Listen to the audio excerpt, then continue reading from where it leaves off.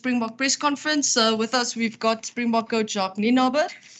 He'll take a couple of questions. Please note that our time is quite limited. So the Afrikaans questions, Percy, we'll hop to 2 or 3 Afrikaans questions right at the end. But the usual process, please just lift your hands and then we will take your questions as they come in. So first question goes to Nathan.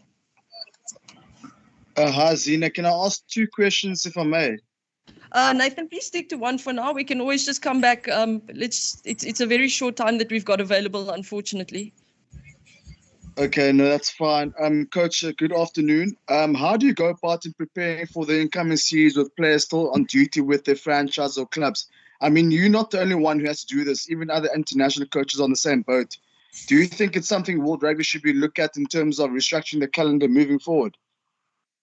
Nathan, listen, I think if you go back even in 2018 when myself and Rassie just came back from Ireland, I mean, according to Regulation 9, you actually only get the players the Sunday before a test match. So we are actually in a very fortunate position to have 17 players here and having the ability to prepare with him. So I think from, we are happy. I mean, in the past, like when we played in 2018, our first test match was against Wales in Washington, before the England series. And we only got the players on that Sunday. And some of them only arrived on the Monday, the guys who flew, whose flights were a little bit later on the Sunday evening. So, I think the preparation is awesome. And your question on in terms of how we're getting along, we almost have a full team available. So our focus currently is we do a little bit of team stuff as much as we can. And then we focus on fundamentals and mini unit stuff. Jan de Koning. Thank you, Zina. Jacques, obviously the season has changed for everybody. How different is it to start prepare for an international season coming off a full season of URC and Currie Cup than when you first came on the scene with Rassie and you came off a Super Rugby season and stuff? So it's a very different environment at the moment.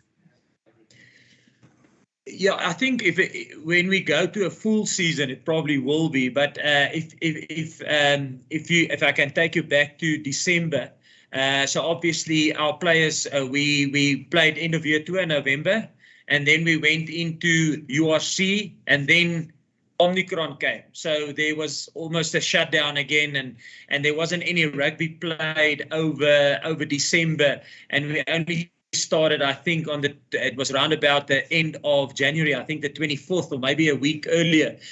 So it was almost like it was in the past where there was a break for the players. The main thing that we will have to make sure is that there's development blocks for players, because obviously with us competing internationally in the Southern Hemisphere calendar and on franchise level in the Northern Hemisphere calendar, we just have to box smart in terms of creating a development block for our international players. But I mean, we currently, we've got those boxes ticked and we've got plans for that. So we've got specific times within our calendar where we will where there will be an opportunity for us to put players into a development block where they can actually work on some of their strengths and weaknesses. Yeah.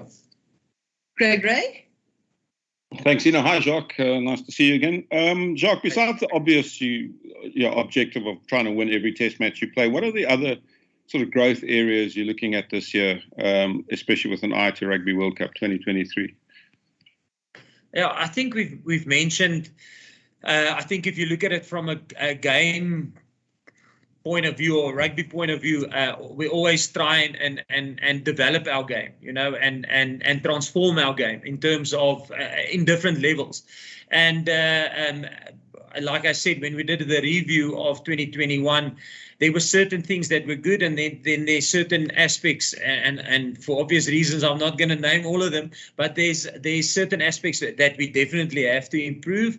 And that's the one area. It's probably, can I say, the the development of our Springbok rugby game on field. And then also I would say the other big thing that we would like to achieve is to create squad depth within our squad, and squad depth can be getting youngsters in, but it can also be getting more experience into players, getting them exposed to test matches and get some test match experience underneath them. So it's getting some young blood in or some youth in, but also getting experience into your already experienced players. Thanks. Yeah. David? Oh, hi, Jacques. Here in Wales, not many people are giving Wales any hope heading to South Africa, who are big favourites for this series. How do you, within the squad, avoid complacency ahead of the 3-test series? Yes, no, I think if you look at our history with Wales, just looking at history and facts of history will tell. Well, in my mind, I believe it's going to be a tightly contested series. I think last year at the end of year 2 was the first time that we actually pulled off a victory in Wales. I think since 2013, I'm not sure about the dates, but it was quite some time. I think it was something like 8 years. And then if you look at our last a couple of outings since I've been with the Boks in 2018, I mean, we lost in Washington. We lost the end of year tour. Then we got a victory in the World Cup semi-final, and it was a penalty that was the difference.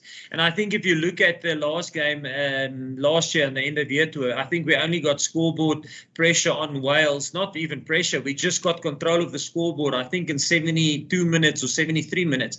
So no, I think Wales will be a tough one, especially for us. They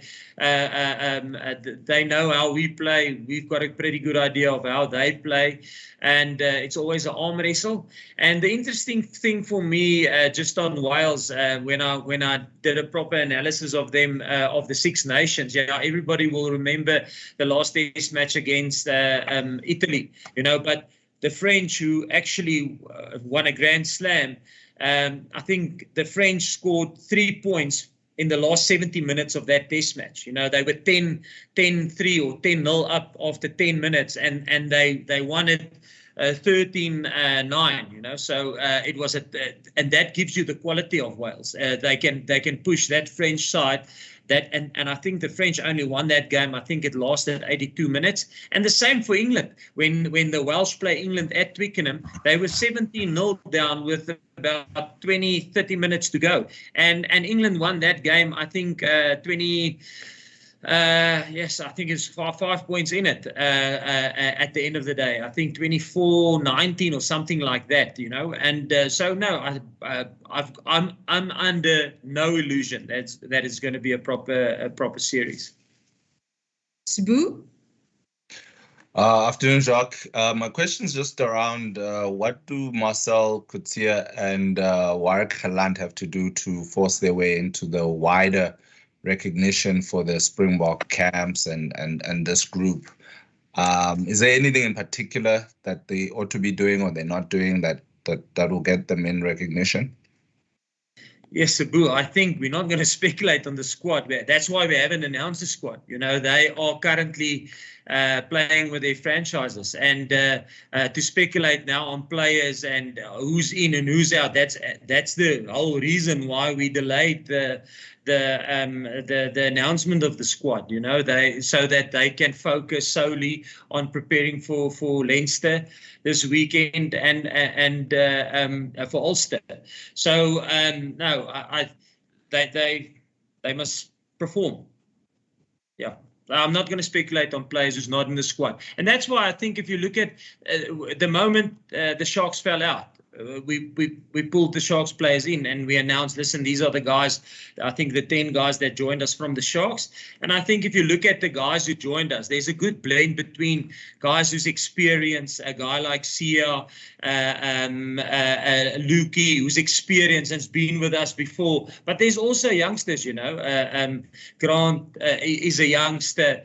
Tukes is a youngster. Apilele is a youngster. So I think if you look at the 10 players that we brought in, good experience from on the one side, but then also a good number of youth players that we're getting into the squad. And I think it would be the same going forward with the other teams when they fall out. Ross? How's it, Jacques? As you were saying about, this group that you've brought in for the training camp, they're not guaranteed a spot in the squad, for the Welsh series. If, for instance, the Bulls and the Stormers end up making the final, it's another week without those players, and, you don't know how the tournaments in France and England are going. You might have an extended period without them. Would you guys look to possibly bring in a few more players into that training squad to try and, bolster it up a bit, make it a bit more competitive, maybe bring some of the Lions players in who, none of them have been brought in, stuff like that? Or is it this pretty much the set group, and only when the teams drop out of their various competitions do you bring them in? No, it will only be when teams drop out that we will bring them in. And the big thing, remember, normally with Regulation 9, you only get the players a week, the Sunday before Test match. That's how it's always been like that. It's never changed, and it's still like that. We are lucky when a team fall out and it's a South African group and there's not a competition for them to participate in, that we can pull them closer and we can start working with them. So it's actually for us, can I say, it's we're fortunate to get them a little bit earlier. But in the past, and per normal, you normally get them the Sunday before Test match. And nothing has changed there. It's always been like that. Danele? Good afternoon, Jacques. Question from my side is that if you could put it into words, what kind of intensity that the Welsh team brings whenever they're playing against the Boks in terms of on the field, the on-field intensity, what kind of intensity do they bring as compared to maybe in England or Scotland or even in Italy, for instance? Yes, no, I don't think I can, as a South African coach, compare overseas teams. But what I can tell you about Wales is that they always bring a physical edge. Their set pieces are always well coached, and also the defense of set pieces are well coached. And then they're tactically smart. When they played us, they had a good kicking game. I'm talking at the end of year tour. They pinned us down on our half. So there's certain things that you have to focus on, and it's always a scrappy affair against the Welsh. It's always an arm wrestle. I think in the last, since I've came back and since 2018, myself and Rassie, I think the average score between we've got well beaten in 2018 on the end of year tour, where I think there was a 10-point margin between the two sides. But all the other games, it's 2 points, 3 points. So that's what they will bring. They will bring physicality. They will bring pride. They are willing to take it to the gutters if they have to. They can open it up if they want to. So no, that's the intensity they will bring. They will bring a well-coached side who's got now 4 weeks of preparation time with their coaches. So I think they will be well prepared, and they would have made their plans for us. With them not making their club sides, not making the playoffs of the URC, so they're already in camp and preparing for us. So I think they will be well prepared in terms of what they will bring to us, and then it's always a tightly contested arm wrestle. Guys, we've got 5 minutes left, and we need to get some Afrikaans in. So Jan, I'm hoping your question is Afrikaans. So if you can fire away, and so we can just get some Afrikaans in as well, please. Ek sal hom met graagte in Afrikaans vra, Zina. Jacques, dis 'n oorkoepelende vraag. Dit gaan nie ek weet nie jy praat oor spesifieke spelers nie, maar het jy 'n redelike idee in jou gedagte wat jou span gaan lyk vir die eerste toets teen Wallis? En gaan dit baie verskil sonder om iets weg te gee? Gaan ons 'n paar verrassings sien of het jy 'n redelike idee van waar jy staan met jou groep? Nee, ons het 'n redelike idee hoe die squad gaan lyk. 'n baie goeie idee. Ek dink daar gaan tussen so rondom 42 spelers in ons squad wees as almal uitval. So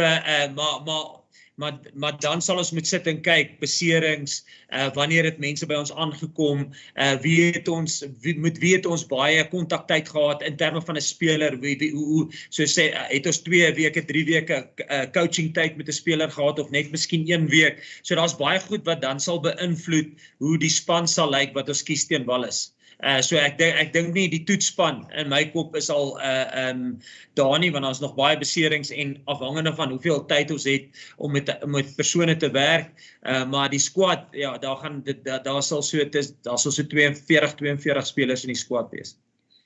Guys, are there any more Afrikaans questions, or should I ask an Afrikaans question just so that we could get the Afrikaans in, because I don't see Percy on this call. Zina, ek sal een in Afrikaans vra asseblief. Reg so? Jacques, hallo, dankie vir jou tyd. Net 'n vinnig een van my, het jy al of die groep al gedink, beplanning gedoen rondom Elton en sy hofsaak wat nog moet voorkom? Ja, oor die Elton ding, die groot, ja, Elton is hy by ons in kamp gewees, toe die alleged allegations gebeur het nie. So, soos wat ons informasie kry, sal ons dit hanteer. Maar op die stadium, volgens my wete, is Elton nog nie skuldig bevind aan enigiets nie, jy weet, so, en ons hanteer dit so. So, ja, dis maar, ons sal dit so hanteer. And guys, since we've got 2 minutes left, I'm just going to pop another question to Jacques in Afrikaans. Jacques, net in die algemeen, kan jy net vir ons vertel van die kamp so ver? As jy bly met hoe dinge so ver geloop het en wat is die planne vir die volgende paar weke voor die Wallis-toetse? Ja, yes, ek dink die kamp gaan goed op die stadium. Ons het lekker tyd om met die spelers te werk. Ons het amper 'n vol span. Daar's so 2 posisies waar ons nie altyd iemand het nie, maar die ouens val maar in. Die 9's val in as flanke en flanke val in as vleuels en hulle maak dit werk en is lekker om weer die Japaneese spelers te sien. Jy weet, ons het hulle laas gesien op die einde van die jaar toe. So ja, die gemoedere of daar's baie joy in die groep op die stadium en die ouens werk hard. So en ons het lekker tyd omdat dit so klein groepie is van 17 spelers, is daar lekker tyd vir ons om aan individuele vaardighede te werk wat jy nie noodwendig altyd tyd kry voor as dit 'n groot groep van 40 is. Cool, guys, thank you so much. Or we can take one more question if there is Afrikaans, and then we need to wrap it up. Sorry, Zina, can we have the Elton Jantjies question in English, please? Okay, and then we'll wrap up with that. So Sabu, just fire away the question again. Yeah, I think the question was asked just regarding Elton Jantjies and the allegations facing him and him being in the camp. That's what I could pick up from Jan. Yeah, so yeah, on Elton, I mean, the alleged allegations that happened was when Elton wasn't in camp. He wasn't in the Springbok camp at that stage. So and we will treat it as more information about the alleged incident will come to light. And we just see it as, listen, he hasn't been found guilty of anything. Under my knowledge, and we treat it like that. You guilty, or you must be proven guilty of something. And but other than that, we are working with him on the rugby stuff here within the camp. Fantastic. Thank you, guys. Thanks for joining our press conference. We'll be sending out the sound shortly. And then for the photographers, there will be an open training session for 15 minutes a little later. So we may see some of you there. Thank you so much. Have a lovely day. Bye. Thank you.